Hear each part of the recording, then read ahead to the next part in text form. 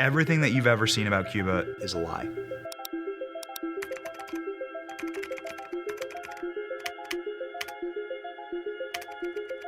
So when Benny first gave us the news that we're going, I think we all got excited. So I started doing a lot of research. I was looking online and all I saw was a beautiful country. Very colorful photos with all the classic American cars. To know that this is a socialist country, the pieces didn't quite fit to me. We're supposed to say socialism sucks, but how are we gonna show that if socialism doesn't actually suck? All I can see about Cuba is as this gorgeous Caribbean wonderland. Nothing in American establishment or corporate media will prepare you for what you are about to see when you land in Cuba. It's all lies, all of it. It's communist propaganda, what you see about Cuba.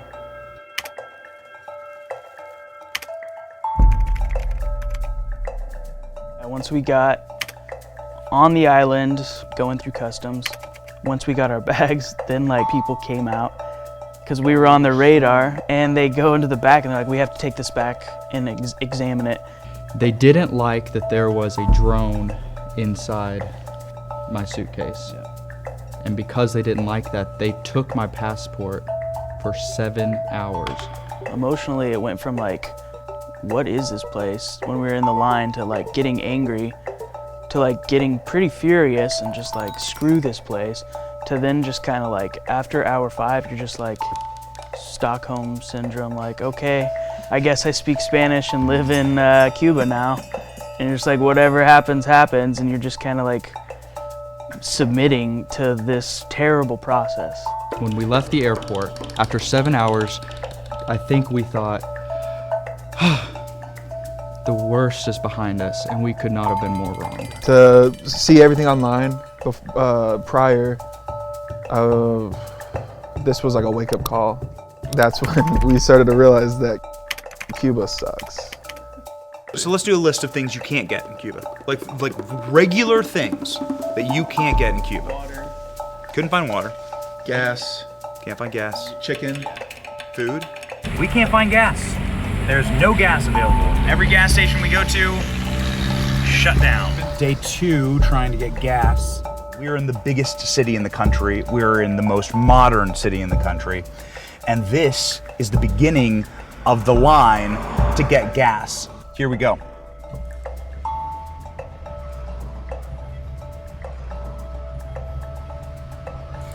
You'll notice people are sitting in their cars. These aren't parked cars. These are people that are sitting and waiting. It is probably 100 degrees outside. You have multiple people that are pushing their cars. Look, these people are pushing their vehicles because their vehicles are out of gas. This is a functioning line. These are not parked cars. These are human beings inside of their vehicles.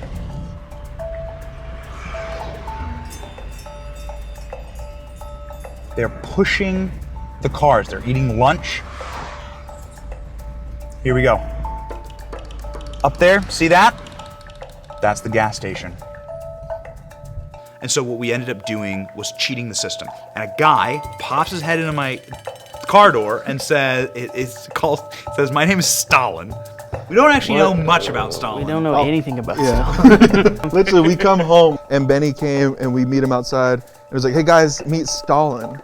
He's gonna take me to go get gas. And then he gets in the car and you're like, see you guys, and we're like, Benny's gonna die. Yeah. That's the last time we'll see him. Thanks, Stalin. So here's Stalin hustling me. I genuinely lost weight in Cuba. Like, I genuinely came home roughly 8 pounds lighter. The food looked like a child made it. Yeah, it looked like your kids made you a meal on Father's Day. That's all they have. They just get what the government delivers them every day. I think we decided to go grocery shopping because the food was trash and we can't get anywhere, so we'll just go to the grocery store. So we drove over there all together. We pulled up to the grocery store and the gates were closed and there was a line down the street. This is insane. All of a sudden the guards come to the gate and they open the gate. And that's when, I've never seen this before, but everyone swarmed. people started running. Even people that weren't in line, that were just like in the area, just start sprinting in there because this is their only chance to get their essentials and the necessities to feed their families.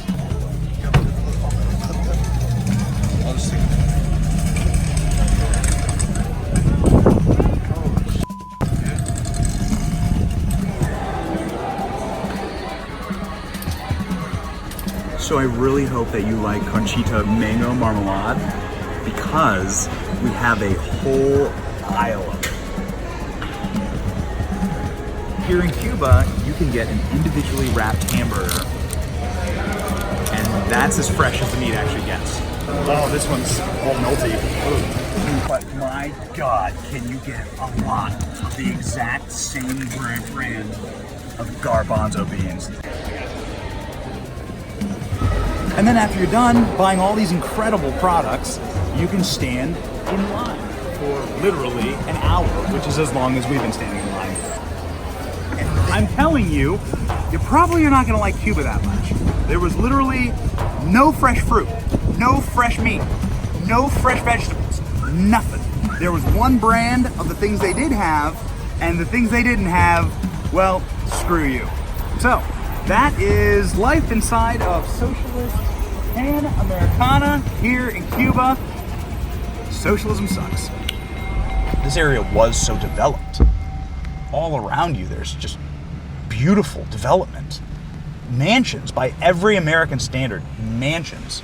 Just one generation, all of this wealth, all of this beauty evaporated, rotted, unsustainable because nobody has any private wealth to keep it up.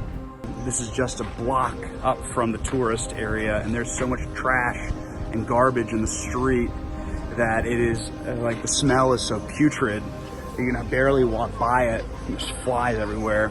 There's just an overflowing dumpster of rotting trash. It's really gross. You hear it's like a trope. Communism, everyone's equal, equally miserable, equally sad, equally depressed, equally poor. Ha ha ha, it's like you can see it on a t-shirt. No, it actually does suck. Like it actually is that. Like communism succeeds in the crushing of the human spirit and the helplessness and the beaten downness of the Cuban people is one of the saddest things I've ever experienced.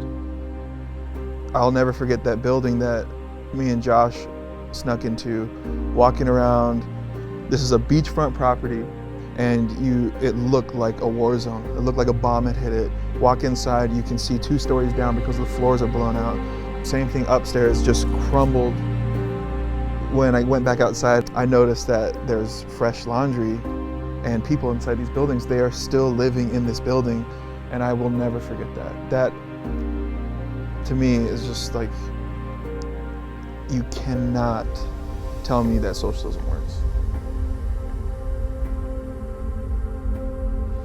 Look around you. The effects of socialism are everywhere. Crumbling infrastructure and disgusting living conditions. That is what socialism has brought to Cuba. Maybe the socialists in America should take a short trip, a short 90-mile trip, and come here and say they want this in America. It was like going through ruins. The horrific thing is that no one is living in the Pantheon right now. Like, no one lives in the Acropolis. It's a ruin.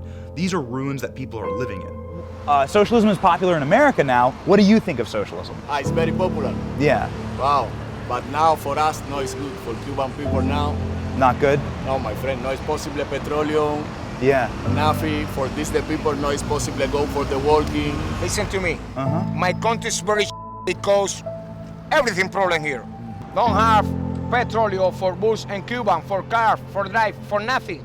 You understand? My country is very A rec center that looks like this would be completely condemned, but this is a functional rec center in Cuba. There's kids playing soccer right over here. This is the reality of what happens when you have capitalism that goes to socialism. And the people who suffer under this are honestly the kids, because this is where they have the play. It sucks. And it pisses you off too, because the people there, the people of Cuba are some of the nicest people I've ever met.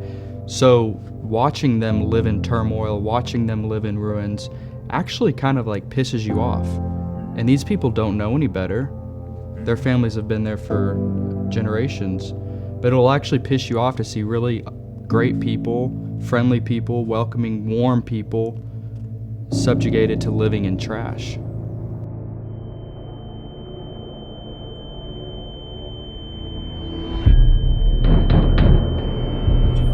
But police are here for some reason. I thought the buzzer at the door would be like police, and it actually was. And now we're seeing what they're gonna do with our cards and if we're going to jail.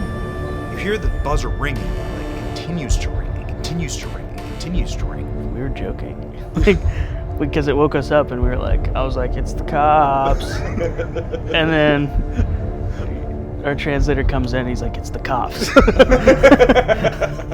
This was an armed contingent of probably a dozen people, one person in a doctor's outfit, and a bunch of government officials, many of them brandishing weapons, that were physically banging down the door, demanding access, and demanding that we leave all of our stuff to them.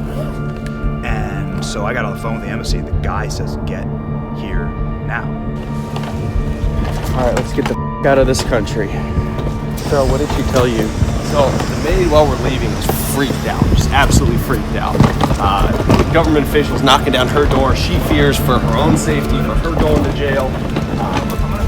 And let us know clearly that's not something that happened. I hope this is the last time we have to deal with the country of Cuba. Like the embassy staff was very sweet, talking with us, like personally meeting with us. Yeah, he came out. Very sweet. But the embassy staff came out and said something horrific, and something that was probably the scariest thing said to me in all of Cuba, which is, I can't help you. Like, when you guys are out there, I can't help you. He didn't want us to be in that situation, so the guy leaned in and essentially said, I'm asking you to leave the country. So we booked that flight, we changed that flight, we were out, and within 2 hours, we were at the airport, gone. We are at the airport in Havana, leaving Havana a day early. That is how our Cuba trip ends, with some more awesome government. It's heartbreaking that that's just a reality for the Cuban people. They don't know natural rights. Even more so heartbreaking is that there are Americans here that would have that governance brought here. I felt like that experience was the front lines of what communism really is. And it's not even, we didn't even see the worst of it, but just we had a fraction of that, and to see it firsthand and to realize that's what people are like wanting to bring to America. Seeing everything on social media and online about Cuba and it looking so amazing, then to see the harsh reality of Cuba is just, I don't get it. I don't get why that's all you see. This is what it's like to live without a U.S. Constitution. It is the rights and the vibrancy and the ability to have a First Amendment right to just say what you want, gone in Cuba. Second Amendment right, gone in Cuba. Third Amendment, Fourth Amendment, you have no rights.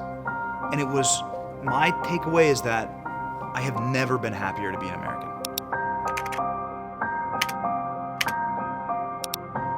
Everything that you have seen about Cuba is a lie.